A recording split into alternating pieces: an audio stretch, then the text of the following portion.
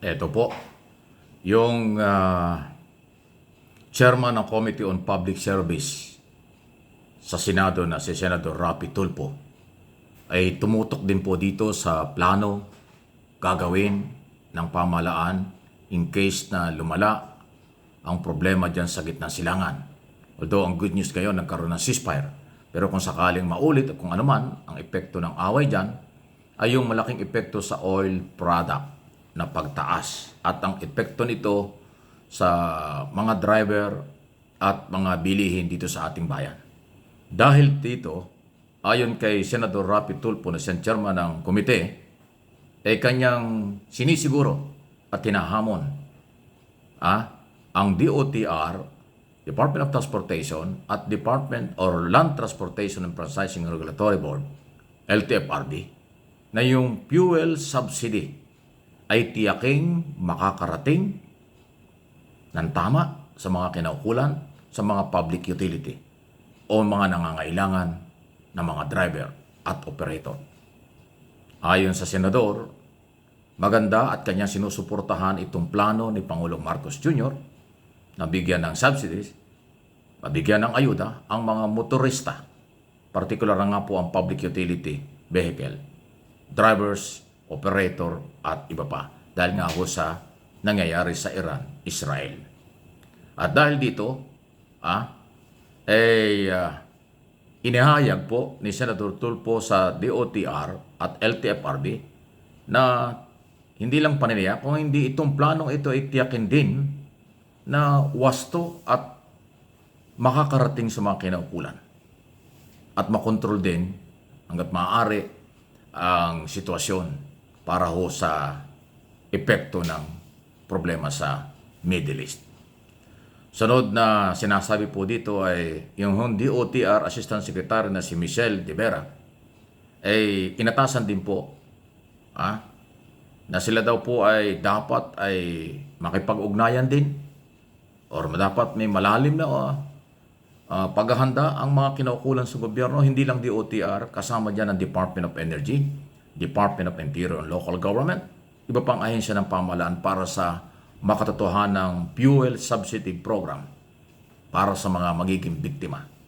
Ayon sa senador, kung kinakailangan, hindi lang mga jeepney drivers, pati yung ibang mga drivers, tricycle drivers, mga nagdi-delivery na kung ano-ano mga pangailangang pagkain ay dapat matulungan din ng gobyerno. Pero siyempre, isa ho dito sa kinagulat din natin, meron palang 2.5 billion available na pondo para ho sa fuel subsidy program sa ilalim ng para ho sa transport sector. Sinabi ho ni Mr. De Vera na nag-issue na daw ho ang DOTR or Department of Energy ng certificate para ho payagan daw po ang LTFRB para ilabas itong mga pundong ito sa mga kinaukulan. So dapat talaga bilisan at ayusin. Okay?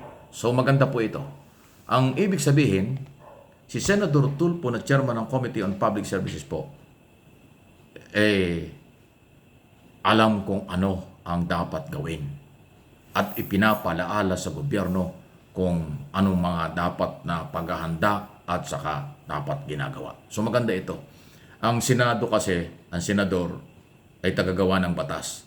Pero meron din silang authority tungkol sa mga public service at saka mga programa kung ito inaayon sa pangailangan. Tama yon. Hindi naman pakikialam yung ginagawa ng senador. Ang gusto lang, ang kanya lang ay paniniyak na kung nagagawa ang tama at paghahanda para sa mga posibleng epekto. Sana ay magtuloy-tuloy na ang balita na magkaroon talaga ng ceasefire para hindi na lumaki. Kasi talagang sa ayaw sa gusto natin. Although ginagamit ito ng ibang mga politiko na para bang tayo lang ang biktima ng pagtaas ng bilihin at saka ng oil product. Hindi totoo yun. Pagka merong kaguluhan sa Middle East, lahat ng tao, lahat ng bansa, apektado ang oil price hike. Kaya yung nagsasabing tulad ng ibang politiko na parang walang ginagawa ang gobyerno at tayo hindi nakahanda, kalokohan yun. Hindi yun nakakatulong. Yun po ay nakakasira pa. Kaya mas tama yung sinasabi ni Senator Tulfo na paghandaan, siguraduhin na makakarating sa kinaukulan ng tulong kaysa sa ibaliwala ang problema at haluan pa ito na kung ano-ano. Ayan po ang magandang impormasyon dyan. Any comment, reaksyon? Napapatunay lang po na talagang yung kung paano nakilala at paano naging senador si Rapi Tulfo, yun pa rin po ang kanyang paniniwala. Tulungan ang masang Pilipino. Tulungan ang mahihirap. Nasa puso na nila yan. Ayaw nila talagang bitawan yan. Talagang yung mahirap na nasa laylayan na kailangan, yun ho ay hindi pinababayaan. Hindi lang drivers, mga manggagawa, mga magsasaka, marginalized sector, yan po ang kanilang tinutulungan. Salamat, mabuhay ang mga Tulfo, mabuhay senador, dahil kasi yan ho ang magandang balita. Okay, sa ibang issue naman, ibang balita. Okay, dito naman po sa usapin tungkol pa rin ho sa, alam mo na, itong issue ho ng nangyayari sa Middle East at sa Amerika, hindi ho talaga biro yan. Sa Amerika, deportation, immigration policy, pinapairal ni Trump, apektado ang mga Pilipino. Okay? Sa Middle East may away, ganun talaga. Hindi yung maiwasan, pero na tayo di maapektuhan. Pero at least nakaprepare, series ang mga meeting, paghahanda at direktiba ni Pangulong Marcos sa lahat ng departamento at lahat ng ahensya ng pamahalaan, paghandaan ang epekto ng ganyang klaseng pagsubok sa ibang bansa na hindi tayo makakaiwas. Tuloy ang mga dating programa, pero palakasin pa, lalo na ho sa epekto ng mga pangunahing bilihin o inflation na tinatawag. Yung sa Amerika hindi biro kasi milyon ang Pilipino sa Estados Unidos. At hindi lang naman ho ang Pilipino ang apektado doon. Halos lahat ng lahi. Dahil ang paninindigan ni President Donald Trump, ang Amerika ay para sa mga Amerikano. Ang negosyo at kabuhayan ay para sa mga Amerikano. Hindi daw para sa dayuhan, lalo na kung illegal. Ay matinding policy yun. Wala tayong magagawa kasi sila yun eh. Presidente yun eh.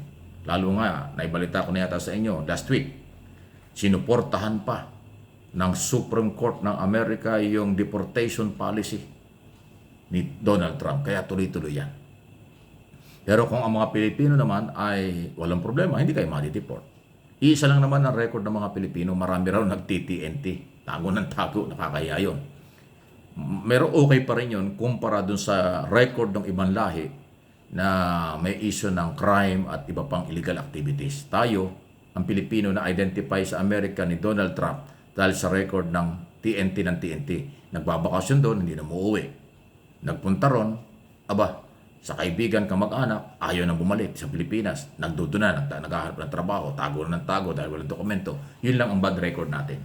Pero kasama pa rin sa mga deportation na ginagawa nila. Ganon pa man, tayong mga Pilipino ang pinakamababa yung percentage ng na-deport kumpara sa ibang mga bansa. Yun ang maganda. Siguro naalaala pa rin ng Amerika, magagaling ang Pilipino. Malinis ang mga Pilipino. Sumusunod sa batas sa mga Pilipino, lalo na sa abroad. At higit sa lahat, kaibigan tayo ng Amerika. Malalim ang relasyon ng Pilipinas at ng Amerika. Baka isa yun sa mga dahilan. Kaya kaunti lang ang nadi-deport. Ayan. Ano pong inyong masasabi dyan?